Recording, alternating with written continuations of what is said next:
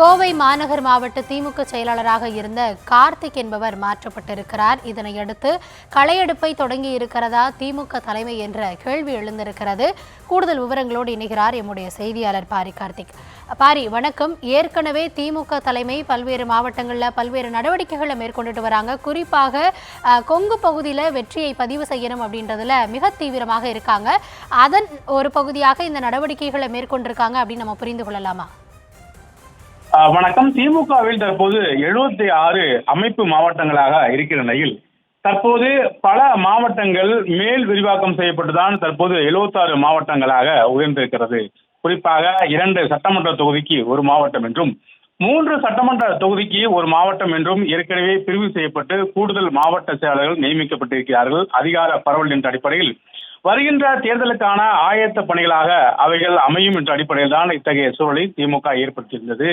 இந்நிலையில் ஏற்கனவே ஒன்றிணைவோம் தமிழ்நாடு கூட்டத்தின் போதும் அதே போல அதற்கு முன்னதாக நடந்த மாவட்ட செயலாளர் மற்றும் பொதுக்குழு கூட்டத்தின் போதும் தமிழ்நாடு முதலமைச்சரும் திமுக தலைவருமான திரு மு.க.ஸ்டாலின் அவர்கள் தன் கட்சியினுடைய மாவட்ட செயலர்களுக்கு எச்சரிக்கை விடுத்திருந்தார். அந்த எச்சரிக்கையின் அடிப்படையில் சரிவர பணியாற்றாதாக மாவட்ட செயலர்கள் உடனடியாக மாற்றப்படுவார்கள் என்றும் தங்களுடைய பணிகளில் தொய்வு காட்டுவோர் அதே போல மாவட்ட நிர்வாகிகளுடன் அங்கு இருக்கக்கூடிய தொண்டர்கள் மற்றும் நிர்வாகிகளுடன் ஒத்துழைப்பு செய்யாமல் மாவட்ட செயலர்கள் தன்னிச்சையாக செயல்படுவதும் ஏற்க முடியாது என்றும் அனைவரும் ஒற்றுமையோடு பயணிக்க வேண்டும் என்றும் வேண்டுகோள் விடுத்திருந்தார். அதே போல சரிவரையாக செய்யாத ஒத்துழைத்து பயணிக்காத மாவட்ட செயலர்கள் மீது நடவடிக்கை எடுக்கப்படும் என்று முதலமைச்சர் அறிவித்திருந்தார். அது மட்டுமல்ல, இதுவரை 3 முறை எச்சரிக்கை விடுத்திருக்கிறார் மாவட்ட செயலர்களுக்கு. அதன் அடிப்படையிலே தற்போது கோவை மாநகர மாவட்ட செயலராக இருந்த கார்த்திக் மாற்றப்பட்டு அதுக்கு பதிலாக பகுதி செயலர் இருக்கக்கூடிய செந்தமிழ் செல்வன் நியமிக்கப்பட்டிருக்கிறார்.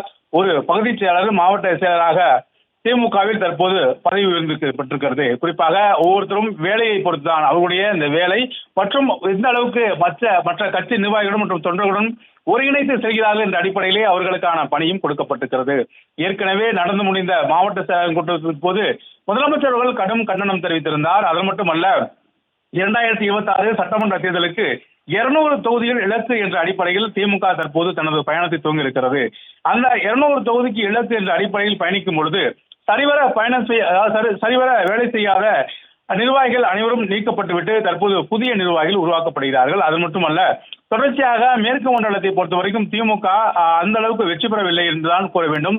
ஏனென்றால் நாடாளுமன்ற தேர்தலில் 40க்கு 40 என்ற அடிப்படையில் பாண்டி உட்பட அனைத்து தொகுதியிலும், குறிப்பாக மேற்கு மண்டலம் உட்பட அனைத்து தொகுதியிலும் வெற்றி பெற்றாலும் கூட சட்டமன்ற தொகுதியை பொறுத்த வரைக்கும் கடந்த கோவை 2021 சட்டமன்ற தேர்தலில் கோவையில் 10 தொகுதியிலும் அதிமுக கூட்டணியை வெற்றி பெற்றது. இது திமுகவிற்கு ஒரு மிகப்பெரிய சவாலாக இருந்தது. இந்நிலையில்தான் கோவை மேற்கு மண்டலத்துடைய பொறுப்பாளராக முன்னாள் அமைச்சர் செந்தில் பாலாஜி நியமிக்கப்பட்டிருக்கிறார். அவருடைய ஆய்வு அறிக்கையின் பேர் தான் சரிவர வேலை செய்யாத மாவட்ட செயலர்கள் மற்றும் நிர்வாகிகளை மாற்றிவிட்டு புதிய நிர்வாகிகள் போட வேண்டும் என்ற அந்த பரிந்துரையின் அடிப்படையில் தான் தற்போது மாற்றப்பட்டதாக சொல்லப்படுகிறது. அது மட்டுமல்ல, இனி தமிழகம் முழுக்கும் இத்தகைய சூழலானது தொடரும். தமிழகம் முழுக்க இருக்கக்கூடிய அனைத்து மாவட்ட செயலர்களுக்கும் தற்போது ஒரு சூழல் ஏற்பட்டிருக்கிறது. அதன் அடிப்படையிலே அவர்கள் பணியை வேகமாக செய்ய வேண்டும், அதேவேளை ஒருங்கிணைந்து செயல்பட வேண்டும் என்ற ஒரு சூழல் ஏற்பட்டிருக்கிறது. அவ்வாறு செயல்படாத பட்சத்தில் அவர்களும் மாற்றப்படுவார்கள் என்று தற்போது தலைமையின் வாயிலாக இதன் மூலம் சுட்டிக்காட்டப்படுகிறது.